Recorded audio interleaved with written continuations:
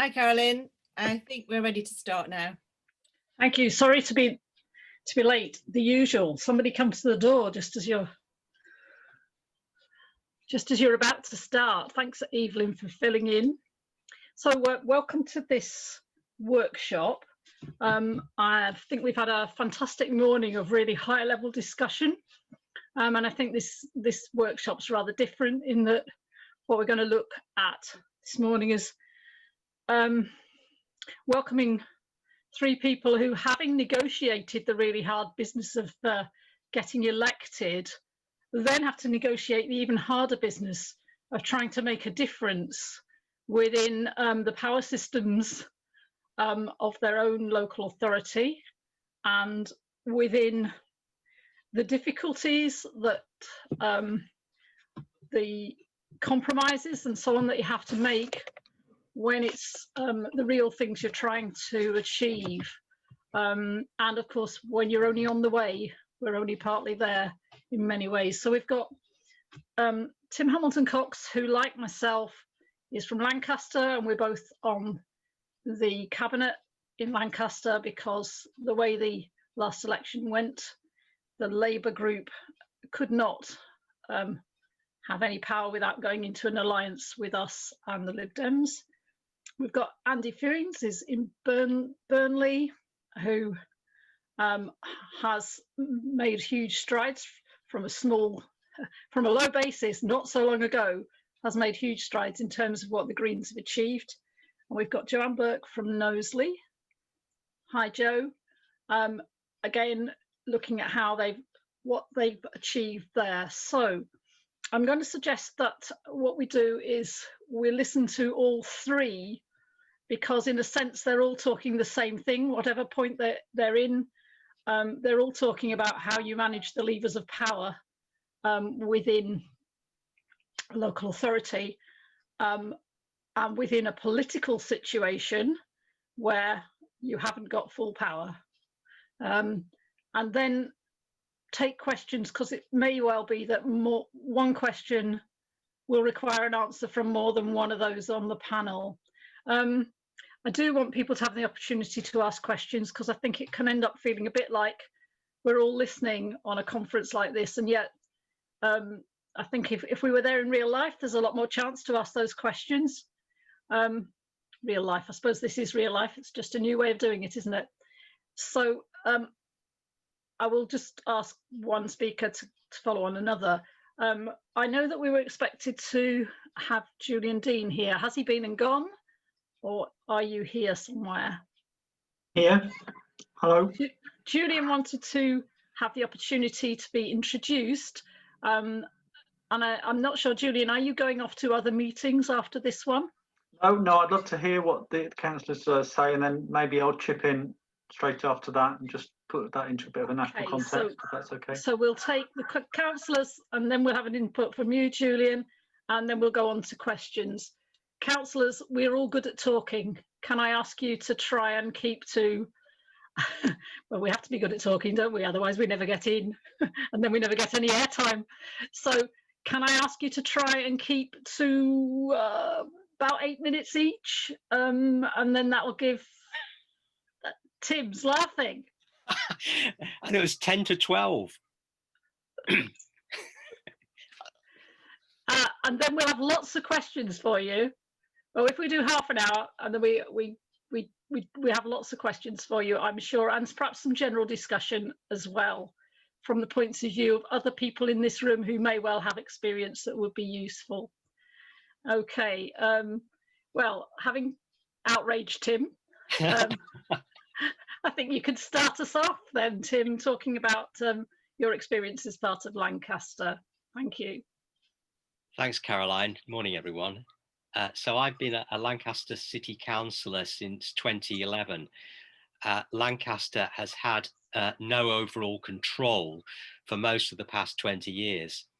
And so Greens have been involved in the administration in one way or another for most of that time as cabinet members.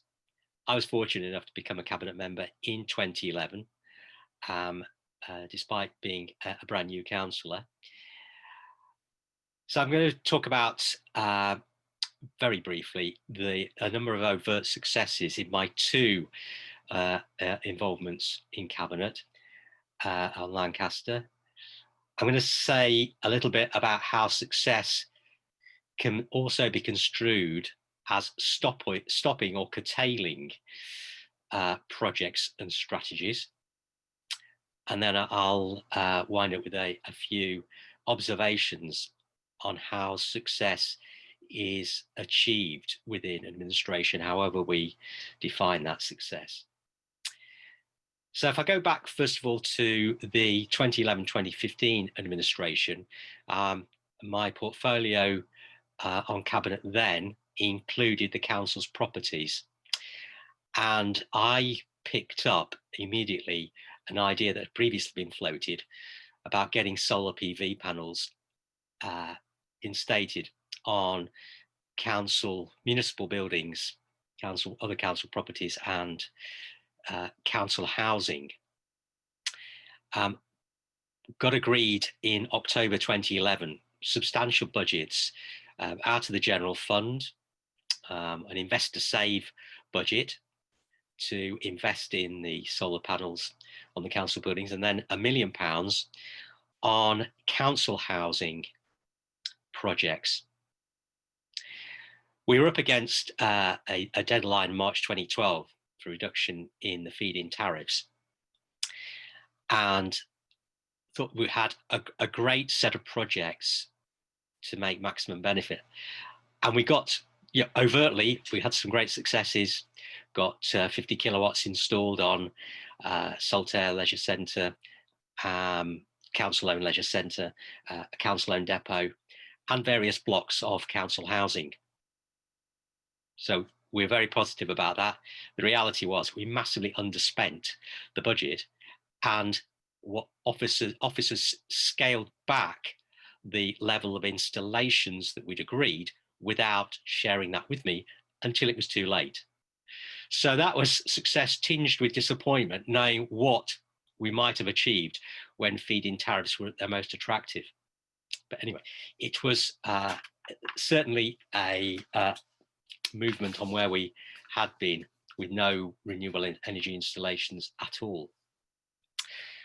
Second thing I want to bring up is how being in the administration, giving you that access to information, allowed me to dig into the budgets for individual council buildings, and a realization dawned on me that these budgets, particularly the energy budgets, were massively inflated, so that there were surpluses in every year.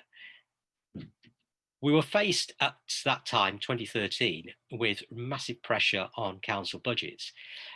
And I scored, I considered quite significant success in terms of identifying these budgets that were inflated, agreeing with officers more realistic budgets, and thereby freeing up expenditure, if you like, to spare for further cuts certainly in that financial year. I think it amounted to £150,000, something like 20% of what the council was spending on energy at that time. The third thing I was going to bring up, and possibly the greatest success that I've been involved with as a cabinet member, and that was addressing the problem of council tax benefit. Those with a longer political memory may remember that as part of its austerity measures, government, through Eric Pickles, decided that it was only going to finance 90% of the cost of council tax benefit, and was going to devolve to local councils how that 10% cut was going to be implemented. I was on a cabinet, say in October 2012, and officers brought forward 3 options for how we, as the local authority, were going to charge everybody a proportion of the council tax. Now, I immediately saw this as the poll tax by the back door.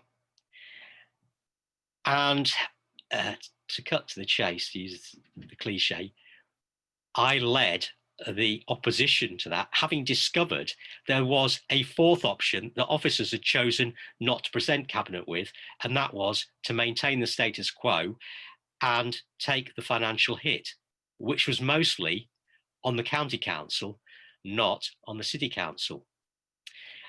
And I famously remember an informal meeting with Labour members 2 days before. I'd been proposing that we maintain and take the financial pain, or get the county council to take the financial pain. 2 days before the council meeting where I was going to propose maintaining the status quo on council tax benefit, Labour proposed that they would offer a motion in this direction, and would I like to second it? And the lesson there is sometimes it is better to allow Labour to take some credit in order to get things through, because the outcome for the poorest people in the district was more important than my ego. The fact that I had produced the case for maintaining the status quo, Labour took it over, I seconded it. That it was the outcome that mattered most. I've been on cabinet again from 2019, where we had a very successful outcome to the district council elections that year. And I'm now the cabinet member for sustainable economic prosperity. Now that in itself is a bit of a green win, because the portfolio is originally designated as economic growth and regeneration. And the director of my portfolio has that title. When I suggested to him that he might like to reinvent himself as the director for sustainable economic prosperity, his derision was palpable. But that was in effect a small win early on. I've also had some success on details. See, these lots of council strategies and projects have a long lead-in time, so I can't present great successes perhaps, because we're still working through delivery. But I think on high-speed broadband, having access to the officers has enabled me to influence the direction and speed of change on getting a project to instate high-speed broadband quicker into the council's budget initially, and now with a business case imminent, has been or is an imminent success. There was also a business support package that the council put together at the start of the pandemic, £1 million business support, and I managed through negotiation with officers to move that package, more of the expenditure of that £1 million, towards actually helping businesses directly, rather than funding consultancy services for those businesses. Tim, Yep. 1 minute. Yep. And I'd also point to a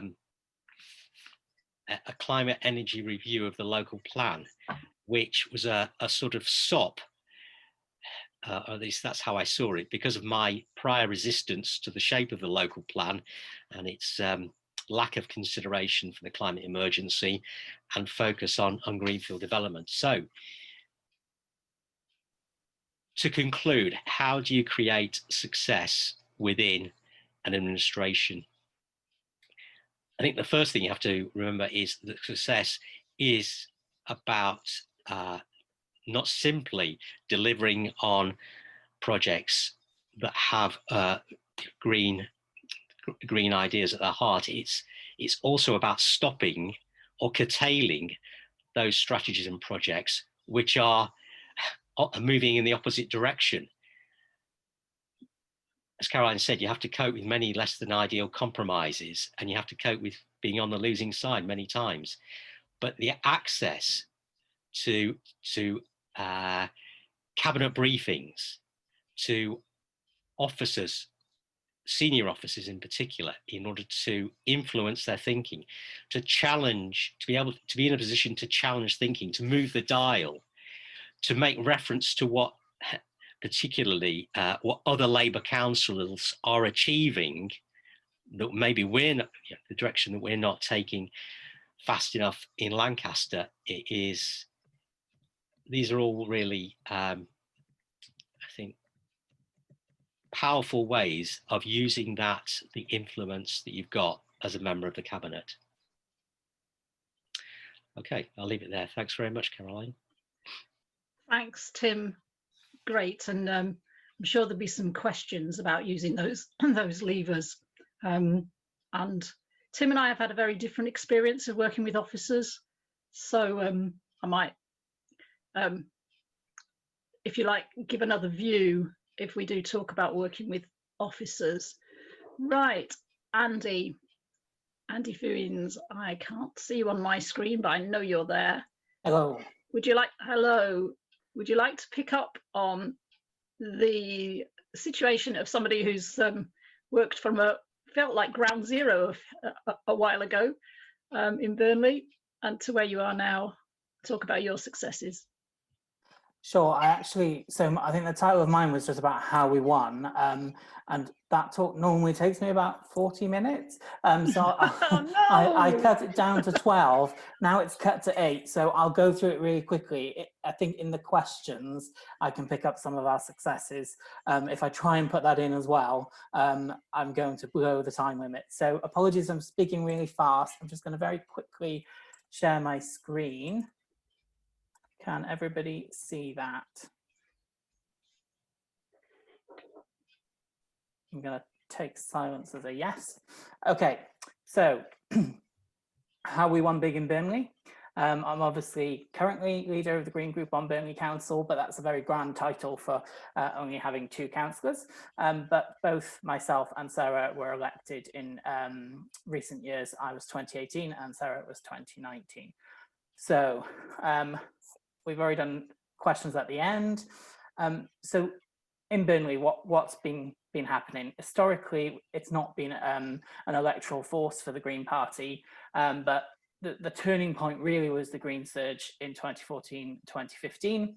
Anyone that plays board games will recognise their meeples, so lots of Greens joined our local party. I was one of them. I joined in February 2015. We were entering into the general election in 2015, and we went at it with a lot of enthusiasm. We managed to get leaflets to almost the entire constituency, and some members even thought we had a shot at winning the MP race in the 2015 general election. That, unfortunately, is not a Green person crossing the line, because I couldn't find one, but it's kind of green. And then, as part of the strategy, we ignored the council elections. Which resulted in a very sad face when we got the results of the election. We got just 2.1% of the vote in the general election in 2015. A lot of us were new members that were very enthusiastic. We'd walked so much that we'd got holes in the soles of our shoes. So when 2.1% of the vote came in, that very much was our face. So we could make a choice, sit around with sad faces or think about what went wrong. So we thought about what went wrong. And in a discussion in a local party meeting, Laura Fisk, which Dr. Laura Fisk, as we call her from our election campaigning, just happened to mention that she picked up a book at the Northwest Conference. And I was like, well, I'll have a look at that book, give it to me, and we'll see if we can make some changes in our local party. The book is about Target to Win.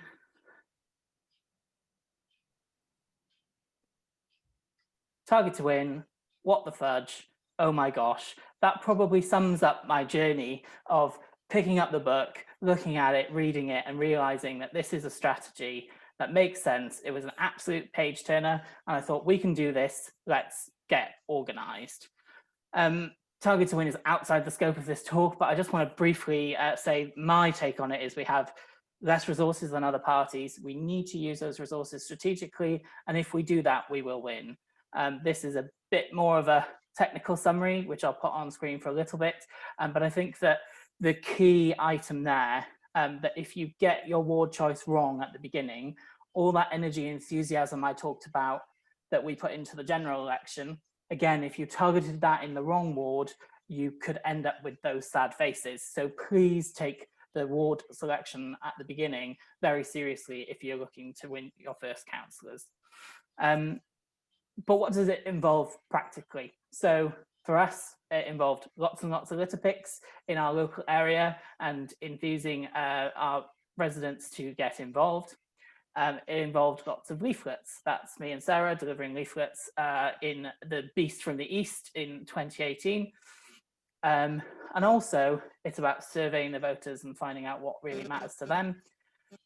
This is a photograph of the first survey that came back that made me smile. And so I thought I'd share that with you for this talk. And then off the back of the surveys, you can campaign in on the issues that matter to the voters and the residents rather than the issues that matter to us as policy nerds. To have an effective campaign, you have to do capacity building, which involves contacting your members, something that is very important, and more leaflets. When you get capacity built up, you get more people. That's us with our spatulas. Big tip for delivering leaflets so that you don't get dog bites, etc. Also, Northwest Action Days, really, really important resource to us. Obviously, with COVID-19 right now, these are not going ahead, but we were able to get what was called priority status. And that meant that lots of people, who some of them are even on this call now, came to Burnley to help us with our campaign. It's not just about putting out leaflets. The leaflets have to send the right messages. This is a photo from one of our messaging sessions to make sure that we understand our residents and that the messages that we're delivering matter to them and are going to influence them to vote for us. And then I've talked about leaflets. I can't understate the importance of leaflets in winning council elections. This is just a few of the leaflets that were delivered throughout the year in my campaign. And as you can see, it's quite a lot. And with individual and special leaflets, it added up to about 30 different pieces of literature over the 12-month period. So what happens when we target to win? This was Burnley Council in 2015 when we ignored the local council elections and went for the general election win straight off the back. This was the ward, Trinity Ward, and you can see there that Labour were getting pretty much 50% of the vote, Lib Dems 25% and UKIP 25%. In 2016, this was just after we'd sort of started our Target to Win campaign. We'd been doing about 3 months of it, and we still came last, but we managed to, almost draw level with the Lib Dems in the first election. In Burnley, we have a fallow year for Burnley Council every 4 years, but we also have Lancashire County Council elections in that year. But the next time we could contest this seat was May 2018. And this is the result from May 2018 from us following our election. And as you could see at this point, we all had a very different expression on our faces. This is the photo from our winning election account. Top tip, please take a good quality camera and get someone to take a photo, because this is pulled from the Burnley Express website and it's very pixelated, and I really wish I had a good photo of us at the election count when we won. Fast forward a year, we added Sarah to our councillors on Burnley Council. Sarah is obviously championed by the Young Greens, that's their graphic. And this is the trend of votes in Burnley. So as you can see, there's a bit of a strange thing here. In 2016, that bottom sort of burgundy line, they didn't stand in 2016. The graph can't present that. So that's a local defection party from the Lib Dems. But as you can see, we came basically last in 2016. We came second last in 2018, even though that's when we picked up the my seat. But in 2019, when we started targeting a second ward, we came second overall in the borough. They're the latest elections that we had, obviously, because we've had coronavirus cancelling elections this year. So I was asked to say what is next for Burnley. So we've got double elections in May 2021 because the Burnley elections were cancelled this year. So we've got Burnley and Lancashire. I know many people on the call have cancelled elections and also Lancashire County Council elections too. In Burnley, we're going to be competitive in 5 wards. We're expecting a minimum of 2 wins. In 2019, we missed out on 1 seat by 3 votes. But we think that 3 to 4 is actually more likely from the work that we've been doing and the work the other parties have not been doing. We've delivered 45,000 leaflets since July. In Lancashire, we're expecting at least 1 and maybe 2 divisions in the county elections.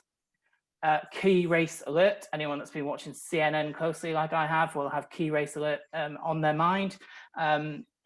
With the US election, this is the Lancashire County election results amalgamated from those 2019 Burnley results.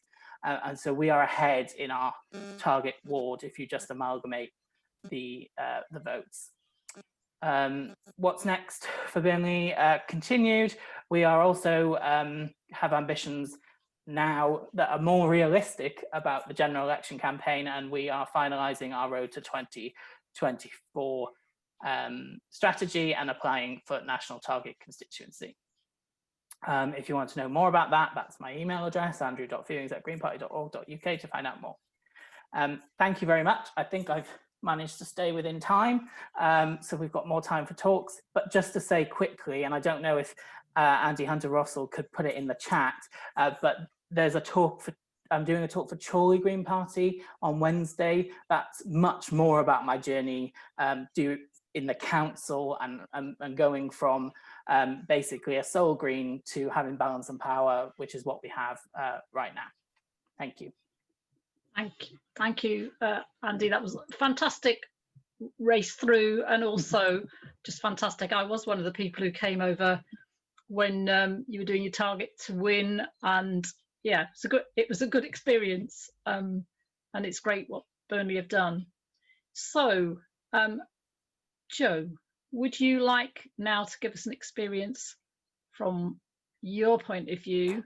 Yes, have you got my slides, Caroline?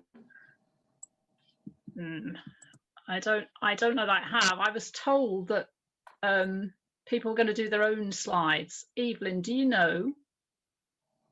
Who did you send your slides to, Jo? Did you send them to? Did you? I'm not sure. I sent them over. I don't think I've got them. Because it was sent. It would have been sent to me and Astrid. According to that's what we were supposed to do, and so I asked Astrid about it. I'll go back to my emails and just have a look. Not sure I'd know what to do with them if I found them. That's the unfortunate thing. Let me just see. I'm happy to do slides if someone can get them to me. Thanks, Andy. Kai isn't on and I haven't got them. Okay, let me just go back and look in my inbox and see what I can find. Who would it have come from, Jo? Come from Kai Taylor. Kath Taylor. Kai.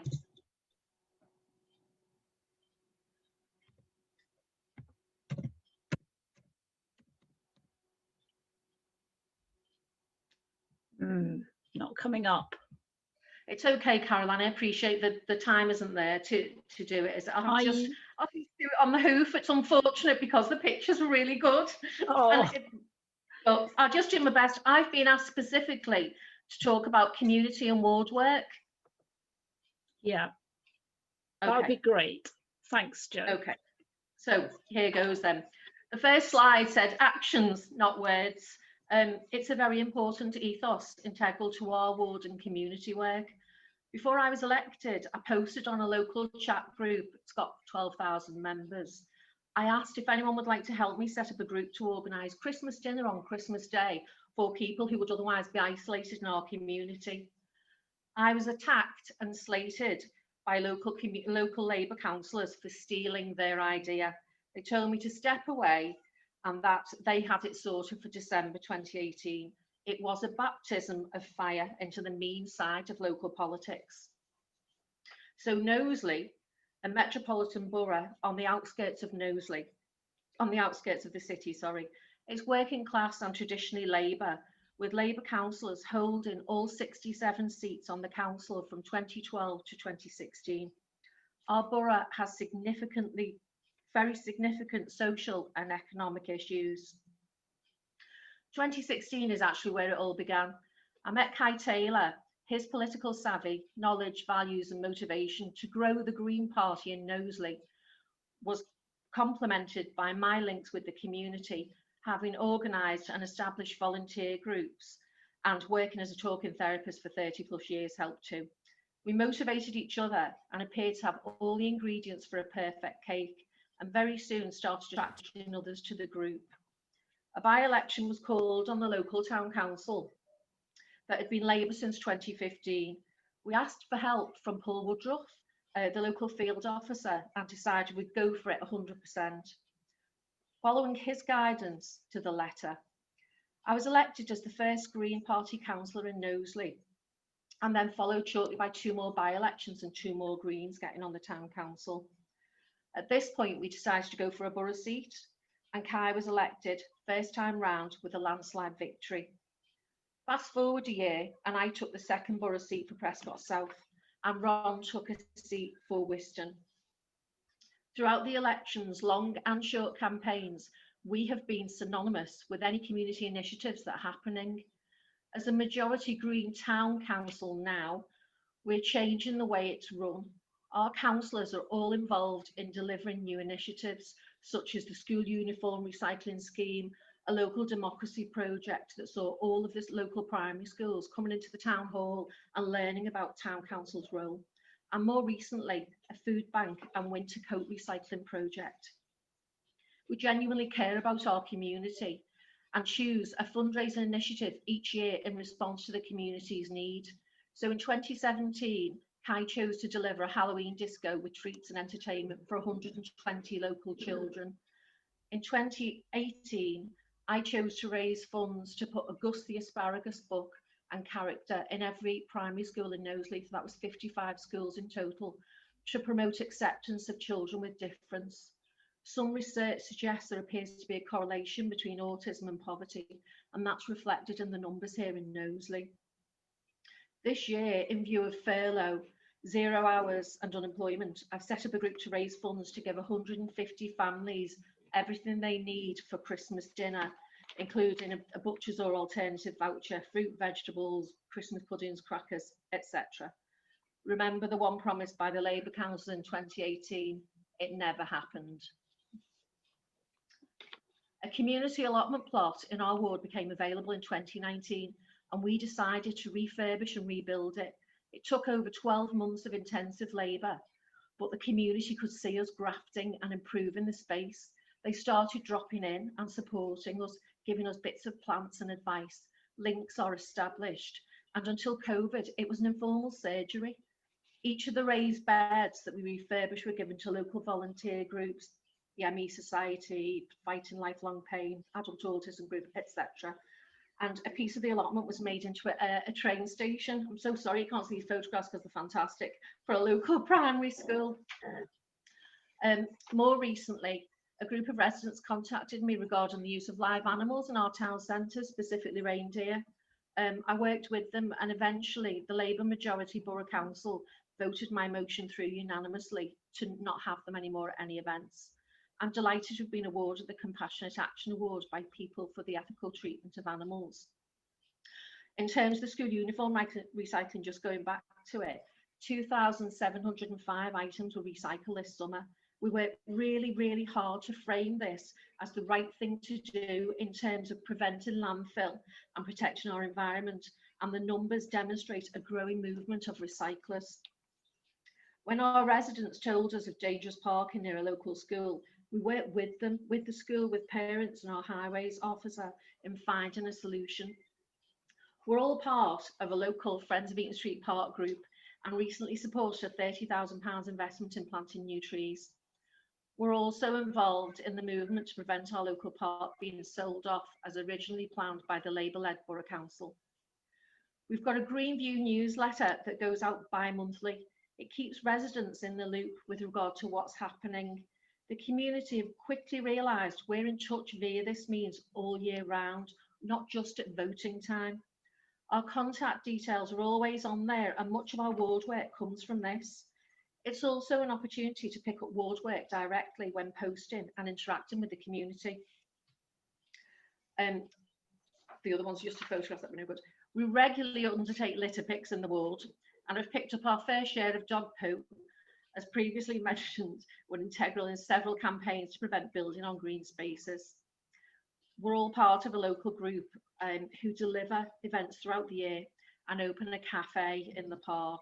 The small profits made pay for free lunch and activity, school holiday sessions for local families, and events they might otherwise not be able to afford, feeding up to 500 people twice a week during the school holidays. I've been involved for about 10 years in that, well before politics, and regularly have our 40 volunteers dressed up for a themed event. And again, they need to do with the photos to go with those, but not to worry. So I guess our top tips in terms, okay, 1 minute. In terms of community and ward work are engagement, being authentic, don't overpromise, do exactly what you say you will, listen, and more importantly, hear what the community want so you can organise needs-led initiatives. Be approachable and prepared to say, I don't know, but we'll find out. Be connected. We're all admins on each other's social media. This promotes consistency and quickly disseminates information. Get on the level of the people you represent. If you do it, get a photograph of yourself doing it. So quickly, in terms of an example of our work, I first met Sheila 3 years ago when she told me a reference to councillors, you lot do nothing for the youth or people like me. Sheila had a very unenviable childhood, cancer in adulthood and a double mastectomy. She's what I would describe as well hard and also very well respected in our community. We've engaged with her, we've supported her with a food bank, a shout out when a TV broke, another resident was able to get one for her. She comes to the allotment regularly to keep us in the loop now. I dropped a winter coat off yesterday for her as part of our recycling project, and she cried when I gave it to her. Sheila is one of the many we will continue to fight for and support in our community. In terms of how far we've come, it's phenomenal. From the first time posting a leaflet and getting halfway down the path to here, fuck off, we're Labour around here, to now when people know our names and come out to chat. It's been a massive investment of time and hard work, but hopefully it's going to be reflected in the elections 2021. Thank you. Thanks, Jo. That was fantastic. Yeah, lots of clapping there for the effort, the amazing effort you've put in and the ideas. And I suppose one of the things that is sometimes difficult is actually when you're in some sort of power setup is to remember you're actually a local councillor first and foremost, first and last, and it's about doing the thing that the local people need, what Tim talked about as well.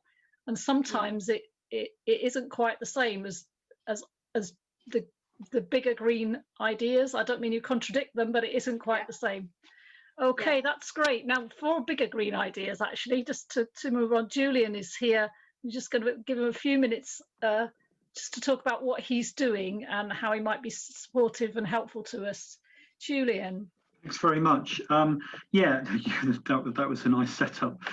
So in terms of, first of all, just a little bit of a picture from elsewhere in the country about some things that are happening, and I suppose I should introduce myself first. So my name is Julian Dean. I'm a councillor in Shrewsbury and on Shropshire Council, and since January I've been working 3 days a week with the Green Party in this role of Climate Action Officer. The job description says that I'm supposed to help our councillors move their councils from climate emergency declarations to climate action plans. Well, that's a fairly tall order, but I'm doing what I can and producing briefings and helping councillors to talk to each other as well. And I'll touch on that at the end. But just a bit of a feel about some stories from elsewhere, some of the sort of high points, if you like, that I've come across recently. So over in York, we've got we're in a shared administration now with Liberal Democrats, and we've been managing to make the building of new homes, council houses, which increasingly being built actually by councils. Again, they're building to passive house standards, so as carbon zero homes, and also, and I've seen some of the plans for the building that they're going to do, really sort of car-free living as well. So they're building these sites in the middle of the city, which are looking great. Down in Lewis, which is just north of Brighton, but it's not Brighton, where we are in a shared administration again. Our councillors have moved their council towards an area-wide carbon action plan. So nobody really has one which is completely, down to the fine detail. But I would say that Lewis, along with some other places, is one of the places that's really leading on that and have done some work to get the trajectories. But they're also doing some really exciting work around the green recovery, if you like. So how do we stimulate? How do we look after people as we come out of this pandemic economically in a green way? And Zoe Nicholson, who's one of our cabinet members down there, has been doing some fantastic work looking at the sort of investment that you can do, that you can actually be borrowing to invest at the moment. There are real opportunities, and also the way in which you can do some real community wealth building. And it was interesting, Tim talking about, sort of referencing what other Labour councils are doing, because of course Preston is well known as a model for this community wealth building, and it'd be interesting to hear Tim's thoughts on that, because there are clearly opportunities at the moment to do that in a green way. North Somerset Council, where we're in shared administration, successfully blocked the expansion of Bristol Airport. That will come back, but to bite them, no doubt. But that was a great achievement. And then in terms of sort of community engagement, even just a town council, Kendal Town Council, has managed to win a citizens jury, sort of mini citizens assembly, to consider all things climate related. So that's just a feel of the sorts of things that's going on elsewhere. My emphasis over the last few months in terms of where I think we can go with our councillors and those councils where we're in power, and the sorts of things we need to be calling for when we're in opposition around the climate emergency, is that the councils have something between 2 and 4%. They're responsible for something between 2 and 4% of the emissions in their area. So it's tiny. So how do you get a council to lead the whole area towards carbon zero? And just for context, so that you don't shout me down and say, but councils can only do so much. Yes, we live in the most centralised of the developed economies, and a lot of this is about what the government should be doing. But nevertheless, there are things that councils can be doing. So how can a council get whole area down towards carbon zero? And I've been sort of pushing out this idea that we really need really effective partnerships. Now, these exist in lots of places, but they're very, very variable. So I've got this image, if you like, of our councillors being the cog that turns the council towards climate emergency work and get it on the top of the agenda, and then the council turns the area, but it can't do it directly. It needs to do it through a partnership, and that partnership needs to have all the sort of all the big players in the area, and that means the big employers, but also the Chamber of Commerce and where the money comes from. So the LEPs, as they're called, local economic partnerships, which have some money, but also representatives from the community, because in the end a lot of the work on climate is really granular. It's right down to sort of neighbourhoods and houses and all that sort of thing, and some expertise. So these partnerships, they're going to be uncomfortable. There's going to be a row because we're trying to force people to do things sometimes. But and the NHS is a really important player there, for example, because they've now committed themselves to get to carbon zero, and so in theory every NHS trust should have a sustainability officer who's busily writing an emissions reduction plan for their local NHS area. So I've been pushing this idea that we really need to be campaigning for these effective area-wide partnerships, sometimes bigger than a borough perhaps, in terms of making them really effective. So that's one key message I would say. The other key message, Julian, just 1 minute, because we're counting down to very few minutes for questions. Yeah. So the key message is to always lead with the co-benefits, to always lead with how we are improving people's lives. If you talk to people about climate action, it will go over their heads.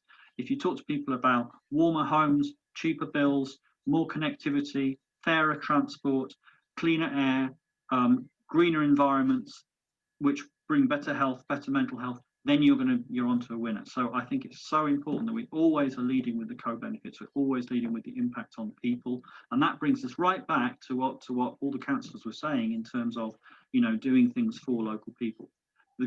It can sound so much of the time it can sound like that's not what climate action is about, but actually it is. It is about improving people's lives down to the at the ground level. So we should always lead in that way. Okay, I'll stop there. Thank you. Thank you, Julian. Thank you for that. I think at this point we could ask for questions, sort of hand up or in the chat. Evelyn, maybe you could look after the chat questions, and I'll look after hopefully seeing people if you can put your hands up. I know it doesn't always work, so are people able to actually do hands up? Do you have the raise your hand facility? Thumbs Not- up? No. Okay, so if you could put your questions in the chat, that would be good. Thank you. And if anybody would like to lead us, has got a question who'd like to start right away and lead us on questions, just put your hand up when I can see it. If someone would like to start us off with questions. Can't see anybody here. Ah, Rich McCarthy, I can see your hand up. Would you like to start us off? Yeah, okay. I was going to ask Joe in particular. You seem to have done an awful lot involving loads and loads of people, especially asking people for money for a lot of things. Were you that sort of a person anyway, and involved with lots and lots of people before you became a councillor? Or did you learn to, because personally, I'm completely not that sort of person. So I envy your ability to do it. And I wondered if you've got any tips for other people. I wonder if people just feel sorry for me. I'm not quite sure. No, I've been involved with community projects a lot longer than being involved in politics, to be fair. But it was my dissatisfaction with the support from councillors that made me think, do you know what? I think I can do that.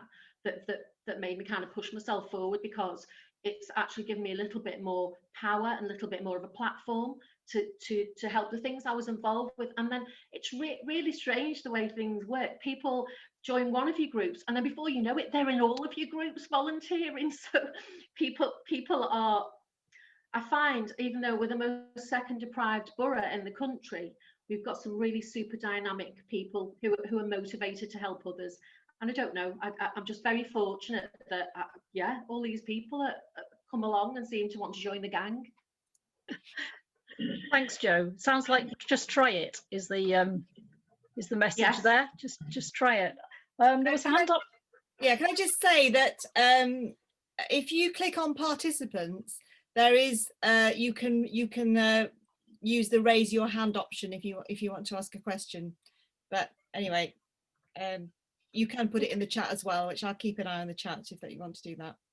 Thank you. I think Andrew Hunter Russell has his hand up. Would you like to put your question? Yeah, hello. Two questions. The first one, Joe and Andy both do loads of great things in the community, or have done in the past. And both of them have done things like putting meals on at Christmas time for various groups. I know Andy's done that as well, as Joe mentioned it, and loads of litter picks and stuff. I just wondered over the last 6 months if there's any great ways you've come up with of engaging community in sort of COVID safe ways, and what you're doing at the moment to replace all of that, because it's it's a lot harder to engage people at this time. And then the second question, if you'll allow me to ask two, there's a bit of a contradiction in two things we've heard this morning from the German Greens speaker we had this morning. He was talking about how important climate change has been in their vote, and it's one of the main reasons people vote for them. And then obviously the received wisdom we've got in Green Party in England and Wales, and what we've just heard from Julian Dean, is that that's not why people vote for us at all. So I just wondered why there's that disconnect. Is there a reason people care about that less in this country? And do you ever include it in your messaging, or do you just kind of do that in the council and then talk about something completely else in your public messaging? Thanks, Andrew. Andy? Hi. Yeah, thanks for the questions. So essentially, obviously, COVID makes things very, very different. You can't meet up in big groups, and the restrictions have changed a lot in Burnley in particular. We've pretty much been in lockdown since February. Other people came out for a little bit, but we kind of didn't. So, I mean, what we have done is just communicate good news stories about what our members and supporters and councillors have been doing during lockdown. So one of our members was making masks, for example, and making them freely available to people who wanted a mask. I put we called it a freebies shelf at my back garden. Lots of people were unable to go shopping. I thought this is a great opportunity to reuse and avoid things going to landfill. So I went through the house and I found a lot of stuff that I put out for free, and everyone was really, really pleased with that. Everything went, the most obscure thing that you could possibly think of, you know, everything was taken and reused, and people were sending photos of how they'd upcycled things. And so that was a good news story that we did. And then Sarah, the other councillor in Burnley, came up with an idea that during the Easter period, when we were in full lockdown, that we could do an Easter egg hunt. And I don't think it was an idea that wasn't other people weren't having, but we encouraged people to put eggs in the window so that people doing their daily hours exercise with their children could do a little Easter hunt. So small things like that, and they make really great stories, because people want to hear good news stories during COVID. They don't want to hear about all the bad stuff, and unfortunately there is a lot of bad stuff. So you've got to, you know, you've got to get the messaging right there. I'll quickly comment on the climate stuff, but I'll, you know, defer to Julian.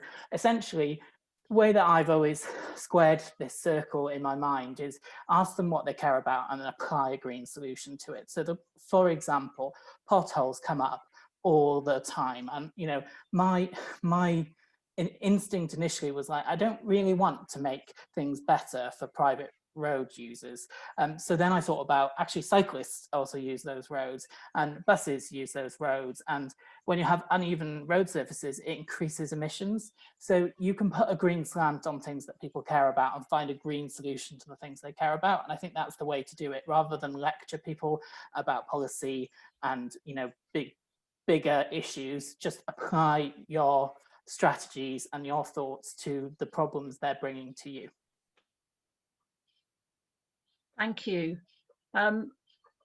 Julian, do you have any brief thoughts about the difference between the German experience and ours on how you actually present the climate emergency? Yeah, I wasn't in earlier for the presentation from the German Greens, but very quickly, I absolutely agree with Andy that it's about finding green solutions for people's problems, and actually that will probably cover most of the agenda, because that's about improving people's homes and improving their transport. I mean, on transport, I think there's some really interesting things to say. Is that you know, most people in social housing, over 50% of people in social housing do not have a car. Most single pensioners do not have a car. Anybody under 18, by and large, doesn't have a car. Increasingly, people are not learning to drive. So actually, when we're talking about opening up transport, we're not talking about closing roads, we're talking about opening up transport for more people by making it active, by making active transport and public transport the priority, and not just and not having car as king transport policies. So, you know, and then they are also climate solutions. So I think it's absolutely right that, you know, I'm actually on the edge of thinking that I'm going to write something which is going to suggest that we don't mention the climate, because I think you could have a perfectly adequate climate action plan which doesn't mention the climate, which is all about making people's lives better. It's probably pushing it a bit too far, but I think it's worth thinking in those terms. Thank you, Julian. Are there any more questions? I can't see any more hands raised. Is there anything in the chat, Evelyn?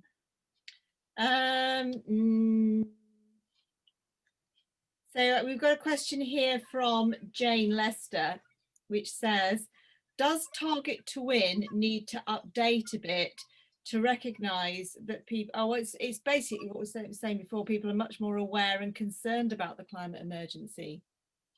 I don't know, that kind of goes against what we've just been saying, doesn't it? Yeah, I think obviously there are two views here. I was actually going to ask Hamish because one of the things the guy from Westphalia said was that young people had really gone over in their voting to Greens, and I wondered, Hamish, what you thought about the need to talk about the climate when it comes to young voters. Sorry to put you on the spot, but I know you're an activist. No, I'm happy to say something.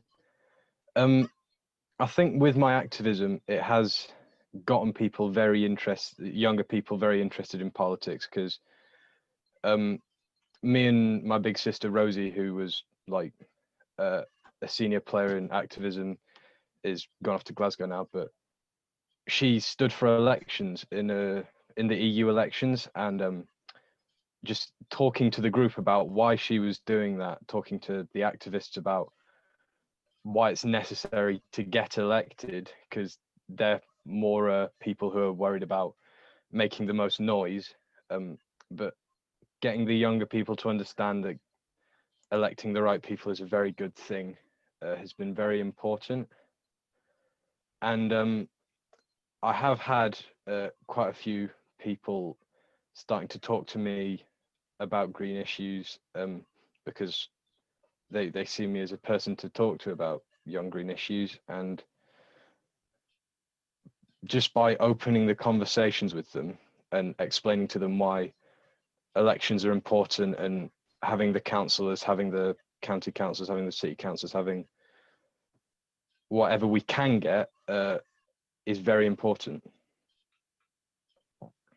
Thank you, and thank you very much, Hamish. And I mean, right, I think it's great to hear a contribution from our young Greens. Jean, you've got your hand up. Should we have a last question?